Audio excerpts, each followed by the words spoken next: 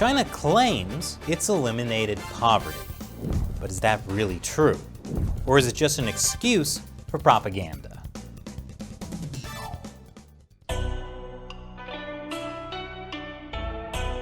Welcome to China Uncensored. I'm Chris Chappell. Good news, everyone.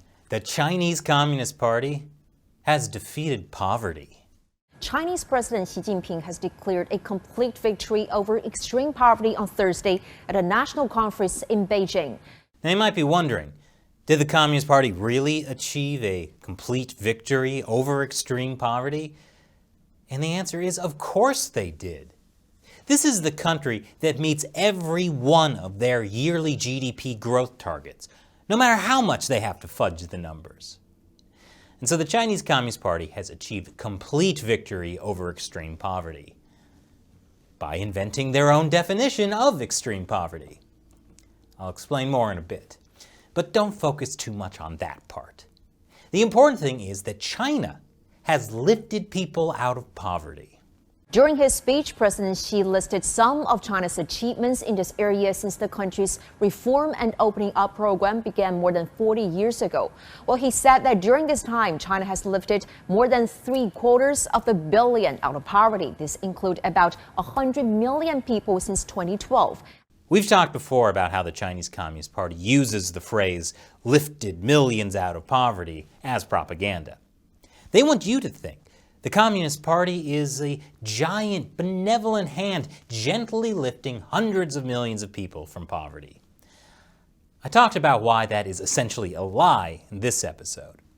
Basically, the Communist Party was responsible for putting a lot of people in poverty in the first place.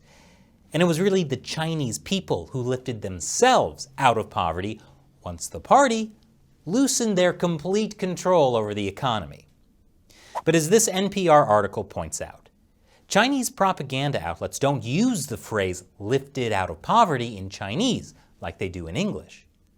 While China's largest state-run news organizations routinely boast about China lifting its people out of poverty in their English language editions, these same news organizations avoid the term in their native language. So lifting people out of poverty is a phrase that's almost exclusively used to trick gullible foreigners. Just like, I'm an art student, come see my gallery. Or, be a man, eat the scorpion on a stick. Crunchy and very manly. And now the Communist Party is pushing truly over-the-top propaganda, like by declaring that the problem of absolute poverty that has plagued us for thousands of years has come to an end. But many Western media outlets are actually skeptical for once.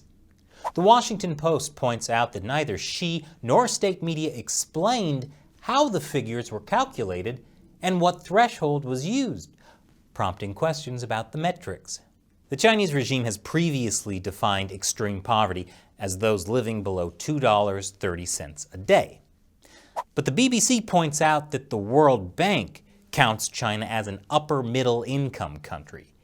And according to the World Bank, that means the poverty line should be more than double that, at $5.50 a day. Meanwhile, AFP tried to talk to some of the villagers who were affected by the poverty alleviation drive, and got followed around by authorities. And at one interview, Chinese police showed up to observe. So clearly everything is great.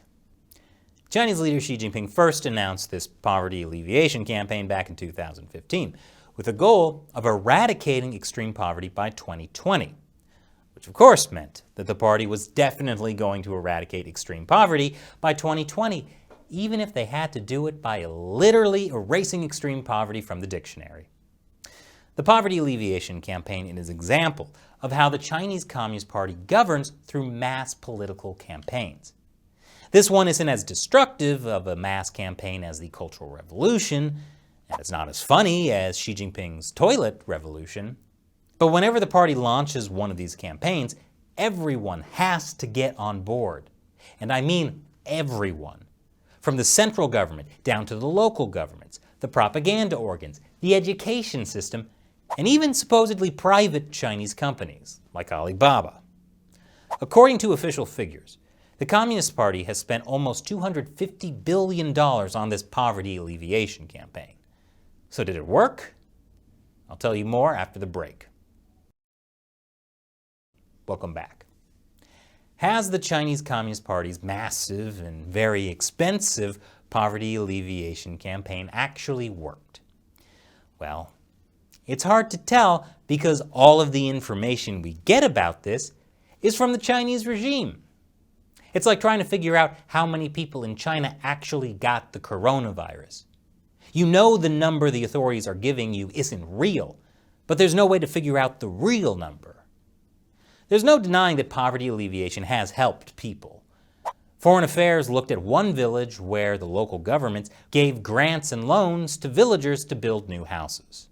And families also got money from the government to raise their income to the poverty line. And as part of the massive propaganda campaign, Chinese state-run media have heavily featured personal stories of individuals who have benefited from poverty alleviation.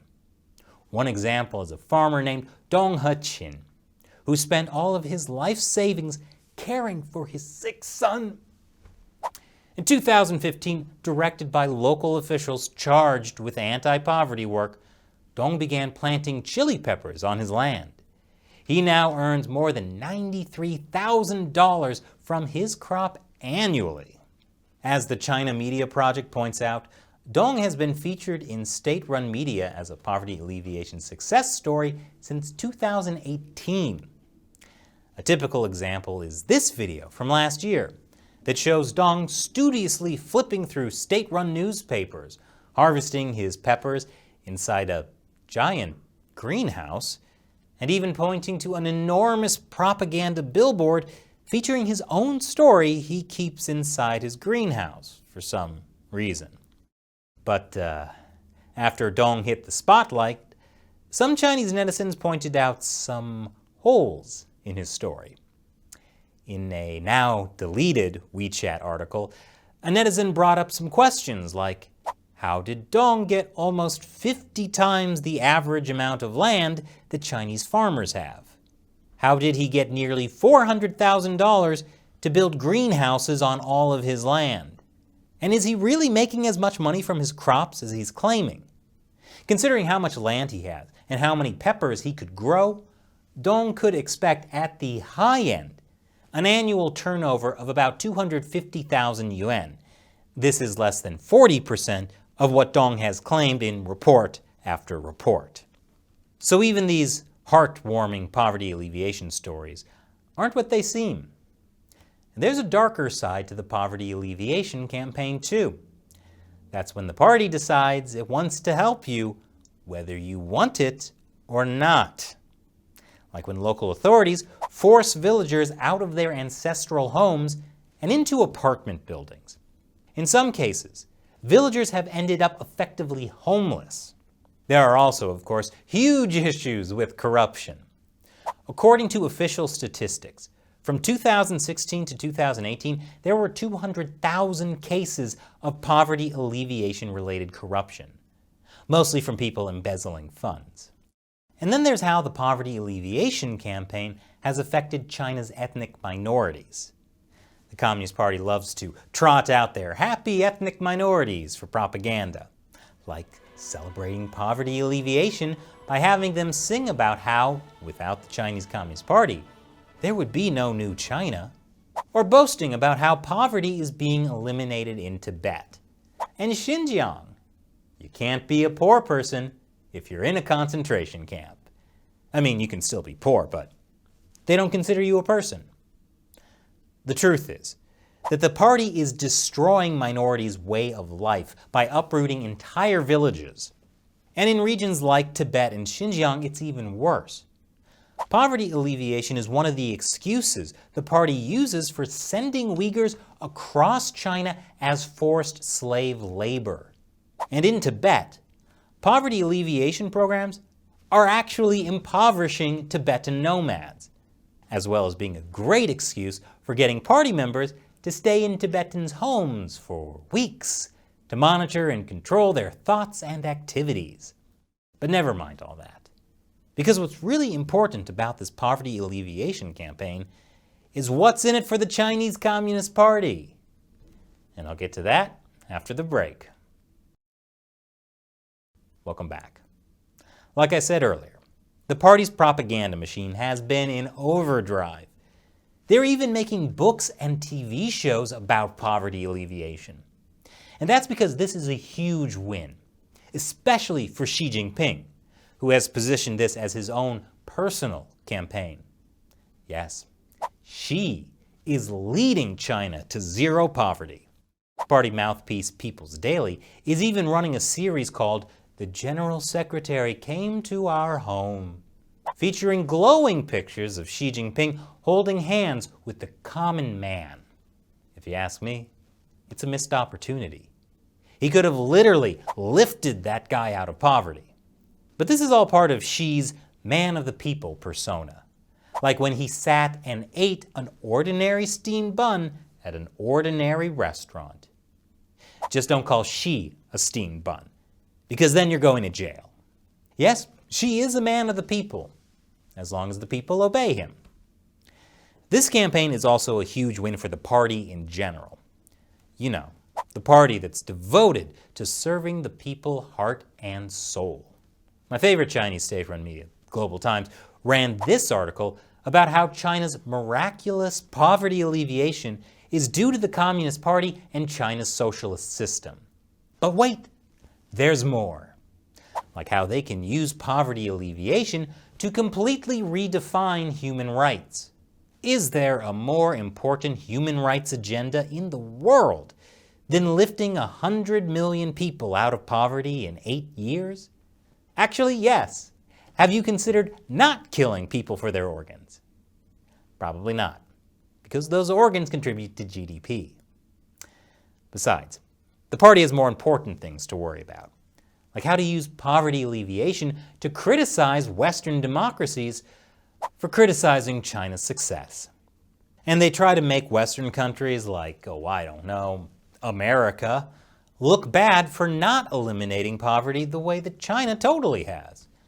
And if you question whether China has actually eliminated poverty, you're obviously a Western supremacist. But while the Chinese Communist Party is having a field day with this, what happens after the poverty alleviation campaign is over? After the propaganda celebration ends, there could be long-term issues, like the fact that behind the poverty drive is at least $1 trillion in loans over 5 years, and a burden of cost falling increasingly to local governments. Local governments that already have problems dealing with massive debts. And then there's the question of whether people will go back to being in poverty once the government aid stops. Poverty alleviation official Ou Qingping warned in December that some people, still reliant on aid, had insufficient means to grow wealthier. Then he said that once alleviation policies are suspended, they are likely to return to poverty. So it looks like China's poverty alleviation still has a long way to go. And you know what that means. It'll soon be time for another mass political campaign. And now it's time for me to answer a question from a viewer who supports China Uncensored on the crowdfunding website Patreon. Go to patreon.com/China Uncensored to learn more. Richard Wahlberg asks, what do you think about Xi Jinping supporting the World Economic Forum's Great Reset? Was the CCP virus just a ruse to enforce lockdowns to enable them to implement the Great Reset? Interesting question, Richard. We covered the Great Reset on our other channel, America Uncovered. Xi Jinping might like certain parts of the Great Reset, insofar as it's a justification for giving all governments more power. But Xi Jinping and the CCP more broadly have their own agendas, which are probably more sinister than the Great Reset that the World Economic Forum talks about. There's no evidence that the CCP virus is a ruse to enforce lockdowns. The virus is real, and the CCP ultimately needs the people to work. If people are out of work and running out of money for too long, it creates potential for massive civil unrest. And that could threaten the CCP's grip on power. Thanks for your question, Richard. And thank you for watching China Uncensored. I'm Chris Chappell. See you next time.